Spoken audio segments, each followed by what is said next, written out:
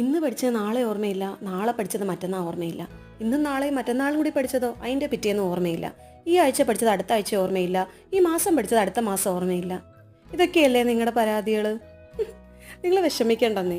ഈ വീഡിയോ ചെയ്യുന്ന ഞാനും പിന്നെ നമ്മളെ കാണുകയും കേൾക്കുകയും ചെയ്യുന്ന ഒരു 99% ആളുകളുടെ അവസ്ഥ ഇതൊക്കെ തന്നെയായിരിക്കും. കാരണം നമ്മളൊക്കെ മനുഷ്യരല്ലേടോ, റോബോട്ടുകളൊന്നും അല്ലല്ലോ. ഒരു എക്സാം വന്നെന്നും പറഞ്ഞ് വെറുതെ ഇരുന്ന ബ്രെയിനിനെ അങ്ങനെ പെട്ടെന്ന് അടിച്ചു നോത്ത് ഇതങ്ങോട്ട് പഠിക്കടാ എന്ന് പറഞ്ഞാൽ ശരിയാവുന്ന കാര്യമൊന്നും അല്ലല്ലോ ഇത്. പിന്നെ ചെയ്യാൻ പറ്റുന്നൊരു കാര്യം എന്ന് പറഞ്ഞാൽ പഠിക്കുന്ന കാര്യം അത്യാവശ്യം വൃത്തിയായിട്ട് പഠിക്കുക, മനസ്സിരുത്തി പഠിക്കുക, ഇടയ്ക്കിടയ്ക്ക് ആവർത്തിച്ച് പഠിക്കുക എന്നുള്ളതാണ്. ഇങ്ങനെയൊക്കെ ചെയ്യുന്നത് തന്നെയാണ് മിക്ക ടോപ്പേഴ്സിൻ്റെയും വിജയരഹസ്യവും.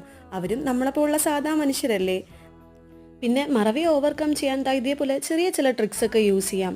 നമ്മൾ മറക്കുന്ന ഉറപ്പുള്ള കാര്യങ്ങൾ ഇതേപോലെ പെട്ടെന്ന് കാണുന്ന സ്ഥലങ്ങളിലൊക്കെ എഴുതി ഒട്ടിച്ചിട്ട് ഇടയ്ക്കിടയ്ക്ക് വായിച്ച് നോക്കണം. വെറുതെ ഒട്ടിച്ച് വെച്ചോണ്ടൊന്നും കാര്യമില്ല കേട്ടോ. അപ്പം അത്രയൊക്കെ ഉള്ളൂ. Happy learning. നന്നായിട്ട് പഠിക്കൂ. ബൈ.